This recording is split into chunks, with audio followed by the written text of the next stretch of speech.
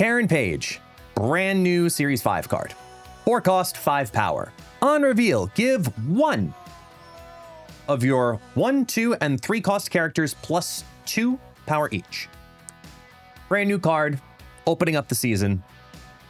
Oh, Karen. Oh, no.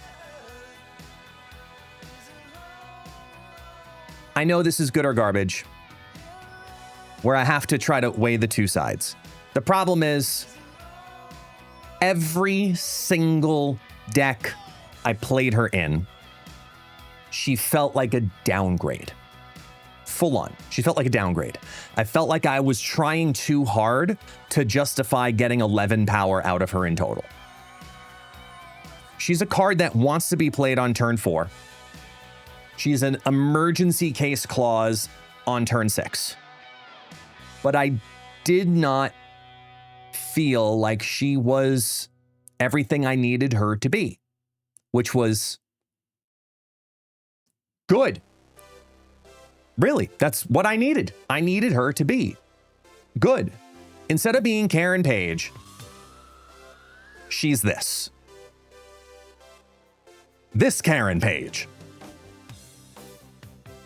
Because all you do is complain when playing her. That's it. We got that one. I'm playing that one, is basically what's happening. My problem is there's just not enough power coming out of those decks to feel like it's worth it. Now, to be clear, there were some synergies, though, that did feel like, okay, maybe there's something here that we could potentially farm something with. Maybe there's something, okay? Let's talk about the decks that I played today. First off, I did Ask Annie Karen, right? Where I took the current Wolverine Mother Ascani variation, and instead of playing Storm Horseman of Famine, I played Wiccen Page Horseman of Complaints. And it's, as expected, a downgrade. I tried. It gave me some extra backup plays. That way you could try to hit the Surge, plus the America Chavez. It was a piece of crap, so ignore it. Then I went to the Wiccan build. Okay, now the Wiccan build did show some promise. It had some alternate lines that made it work. For example, having Quicksilver as a guaranteed 1 always has a target for Karen. That's fine. The Ascani-san Iron Patriot line, also very good. Cable, great. Cosmo Drax, they are what they are. What I wanted out of this is I would do a variation of this deck again with Karen, but I would take out Shadowlands Daredevil. I felt like he actually weakened it because of Wiccen. He definitely weakened it. I was hoping he would be like a good turn 5 play if you hit the Wiccen line. No. I needed another 3-cost card. So I'd probably take out Gorgon. I'd probably take out Shadowlands Daredevil. Get a different 2-drop in here. And then add one more 3-drop in here. Because the whole rest of the deck actually felt pretty good. And Karen, as a backup plan, to be like, look, you didn't get your Wiccen line. It's okay. You still have some strength here you can work with. That's still good. It does still have some value. Is it the best variation of these types of Wiccen lists, though? I mean, if I took out Gorgon and Shadowlands Daredevil and replaced it with even a 3-drop plus Fin Fang Foom, I'm not sure if that's the way I would even want to play this deck with Wiccen Page.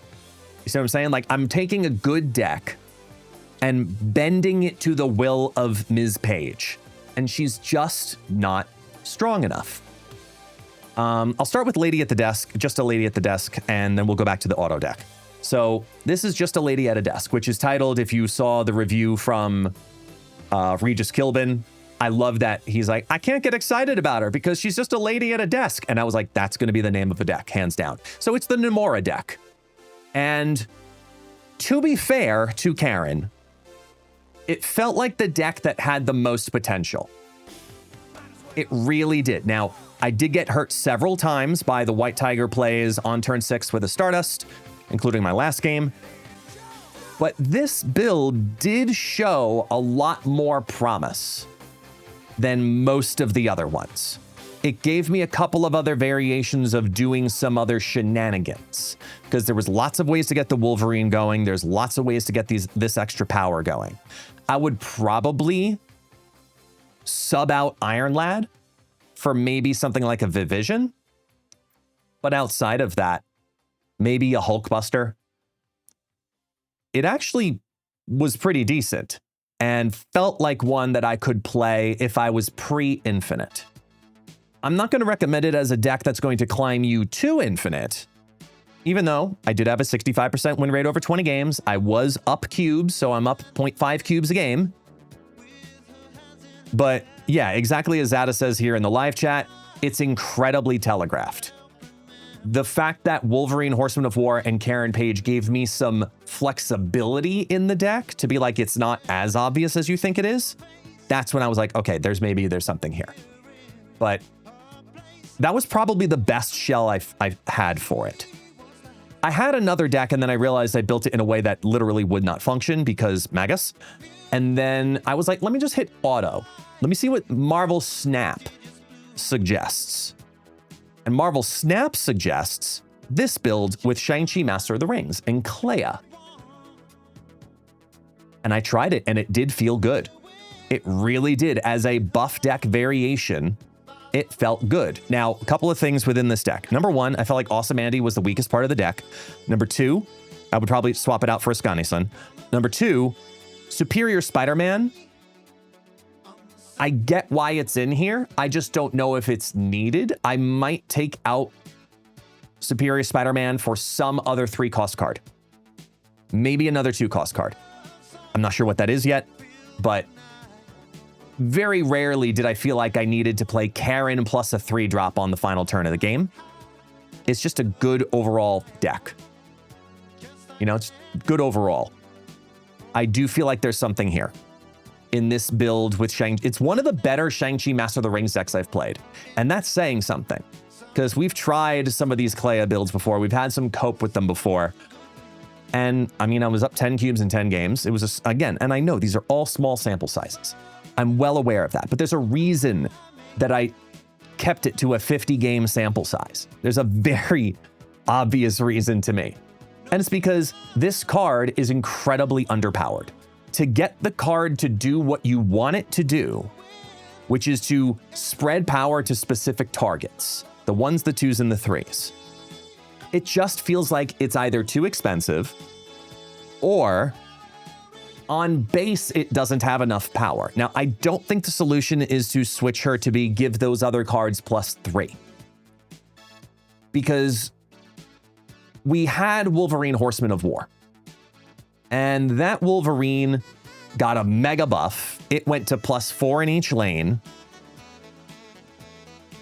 if you got it to buff. Well, if you buffed it up to 5 power. This Karen, she feels like she wants to be a 4/6 at least, ideally a 4/7. However, if they were to bring her to +3 power each, I could see them actually taking a power off of her base and being a 4/4. So which one would you prefer? Because it's not this version. This version is not the one I would prefer. This one I would leave in my snap packs if I had the option to. But as a content creator, I don't. So I'm glad I got to test it to tell you to save your resources for something like next week, where I do truly feel like there's going to be some value in Punisher War Machine. But right now with this version of Karen Page, she's just not cutting it. So let me know down in the comments below what you think. Do you want to try Karen Page? What do you want her to see her changed to if you want to? And as always, we'll see you next time.